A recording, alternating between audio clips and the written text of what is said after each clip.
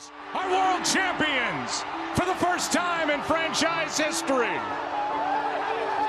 Nous sommes le 12 novembre 2019 et le monde du baseball est sur le point d'être ébranlé par une révélation fracassante. Mac Fiers, l'ancien lanceur des Houston Astros, décide de briser le silence. Derrière la victoire éclatante des Astros lors de la Série mondiale de 2017 se cache un vaste système de tricherie. Fiers dévoile un plan bien huilé où des caméras secrètes installées dans leur stade filmaient les signaux des équipes adverses. Les batteurs des Astros, avertis en temps réel grâce à un code sonore très spécial, savaient exactement quel type de lancer ils allaient affronter. Ce qui ressemblait finalement à une performance sportive légendaire est sur le point d'être entaché par des accusations de trahison et de fraude. Alors que les détails du scandale se dévoilent, une question brûlante est sur toutes les lèvres: jusqu'où les Astros ont-ils été prêts à aller pour remporter le titre?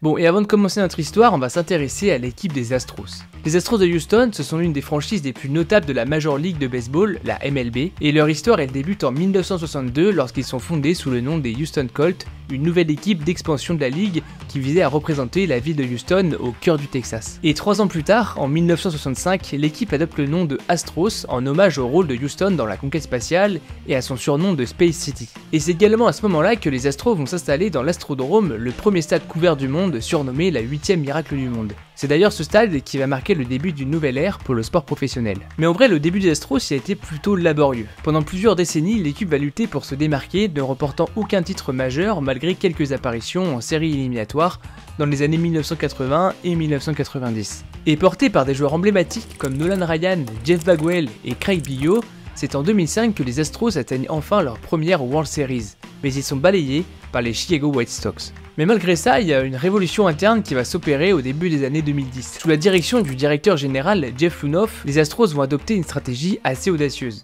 Sacrifier des saisons pour développer une base de jeunes talents, tout en utilisant des analyses statistiques avancées pour maximiser leur potentiel.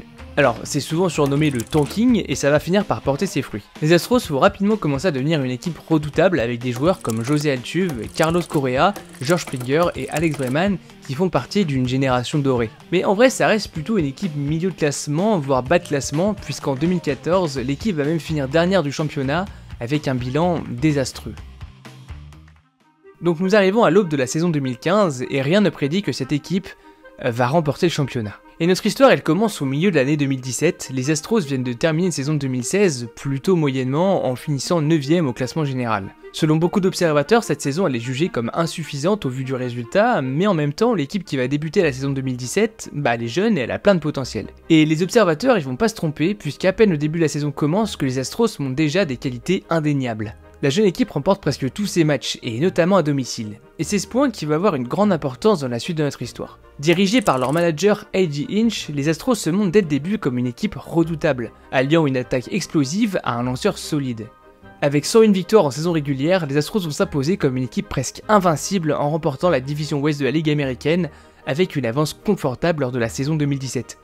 Leur ligne offensive, menée par des stars comme José Altuve, MVP de la saison régulière, Carlos Correa et George Springer, est l'une des plus redoutées de la ligue à ce moment-là. Et c'est donc durant la saison 2017 que les Astros vont terminer premiers au classement, leur assurant une qualification pour les World Series. En fait, à la fin du championnat, les meilleures équipes s'affrontent pour tenter de remporter le titre des World Series, qui est un peu le saint graal pour tous les joueurs de baseball. C'est comme un système de play-off. C'est une deuxième saison après la saison. Et lors de ces séries éliminatoires, leur chemin vers le titre se fait en battant les Red Sox, les Yankees et enfin en affrontant les Dodgers dans une finale des World Series épique de 7 matchs. Et cette série, elle va devenir instantanément légendaire. Elle est marquée par des moments d'intensité dramatique, des matchs allant en prolongation et des explosions offensives des deux côtés. Dans le 5e match, souvent cité comme l'un des plus grands de l'histoire des World Series, les Astros vont remporter une victoire palpitante 13-12 après 10 manches, un tournant décisif dans la série, et les Astros remportent finalement leur première mondiale le 1er novembre 2017.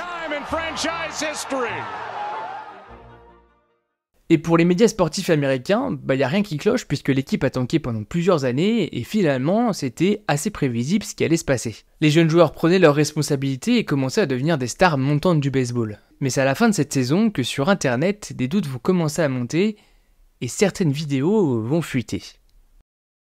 Nous sommes désormais en 2018, un an après le succès éclatant des Astros. Le soleil brille au-dessus de Houston et les résultats de l'équipe ne se sont pas affaiblis. Bien au contraire, le bilan devient rapidement positif et même plus que l'année précédente. Et c'est à ce moment-là que certaines équipes de la ligue comme les Yankees de New York et les Red Sox de Boston vont commencer à se poser des questions sur certaines performances de cette équipe.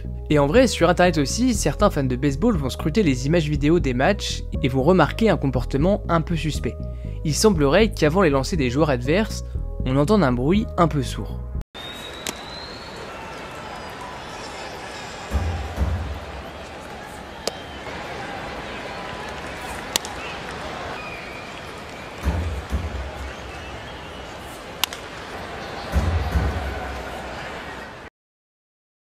Et sur internet, il ne faudra pas longtemps pour qu'une espèce de théorie du complot commence à monter au sein de la ligue. Il se pourrait que les Astros soient en train de tricher pour gagner des matchs. Et leur résultat durant la saison 2018 ne va pas du tout les aider. Ils vont compter 103 victoires contre 101 l'année précédente, ce qui était déjà un résultat incroyable. Après, les soupçons de triche, c'est un peu comme toujours, dès qu'une équipe commence à gagner, il y a forcément des gens qui se posent des questions. Et dans ce cas-là, c'est amplifié par le fait qu'ils étaient déjà derniers de la ligue quelques années auparavant et qu'ils ont remporté les World Series 3 ans plus tard. Mais pour le moment, rien n'est vraiment officiel et ce ne sont que des soupçons et des théories du complot qui émergent sur internet. Et la fin de saison des Astros va d'ailleurs éteindre un peu l'incendie puisque malgré le fait qu'ils vont finir premiers du classement et se qualifier pour les World Series, ils se feront éliminer en demi-finale contre les Red Sox en 5 matchs.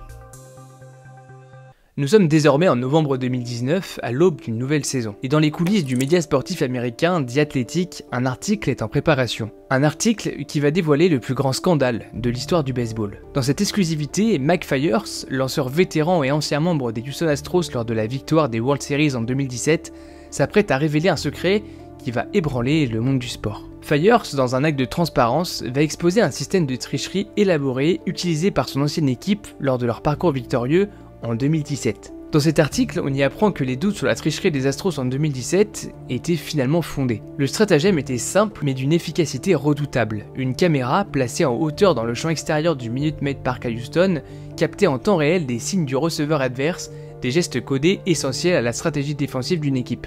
Ces images étaient ensuite transmises au personnel des Astros qui les décryptait en temps réel. Et pour faire passer le message aux joueurs sur le terrain, le staff de l'équipe les avertissait en frappant sur une poubelle. Oui, sur une poubelle. En fait, c'était un code sonore rudimentaire mais efficace qui informait les batteurs de l'équipe de Houston du lancer à venir, leur offrant un avantage déloyal face aux lanceurs adverses. En fait, les signes dans le baseball, c'est juste des gestes discrets que le receveur, le joueur qui est derrière le batteur, fait avec ses mains pour indiquer au lanceur quel type de lancer il doit faire.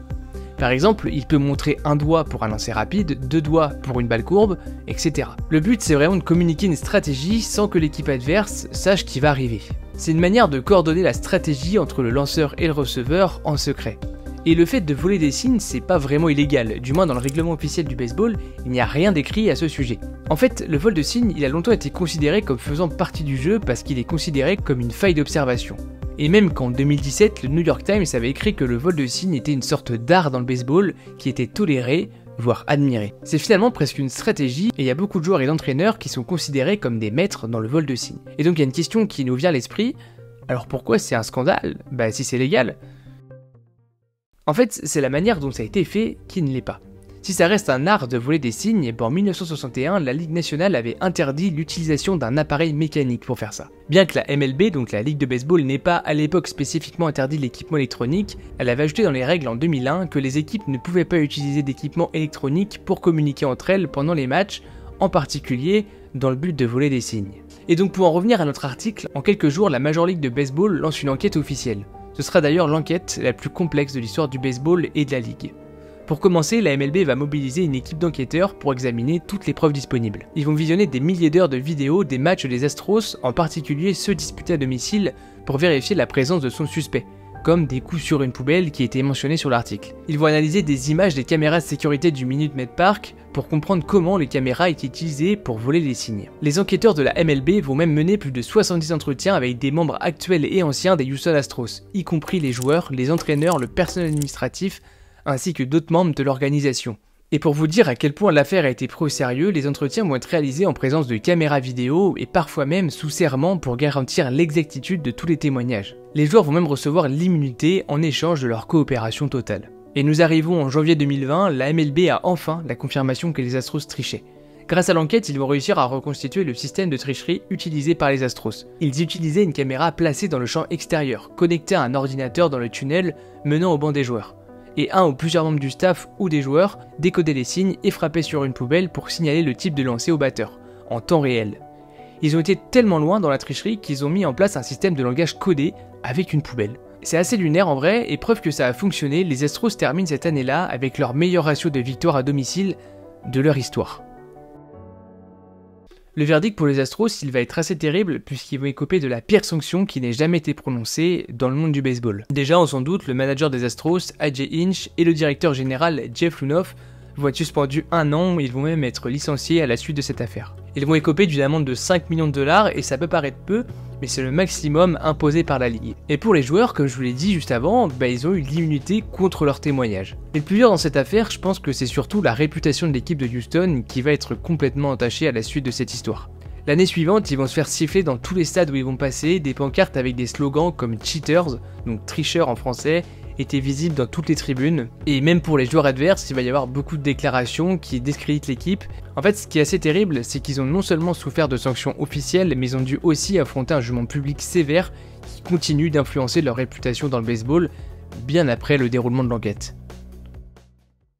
Et cette histoire, elle a vraiment chamboulé le monde du baseball, si bien que la ligue a renforcé les sanctions pour les clubs qui tenteraient de faire la même chose à l'avenir. Voilà, c'est la fin de cette vidéo, je l'ai entièrement réalisée et montée moi-même, donc si elle vous a plu, n'hésitez pas à vous abonner, à mettre un petit j'aime et à commenter pour le référencement. Je vous dis à bientôt, c'était Alexis.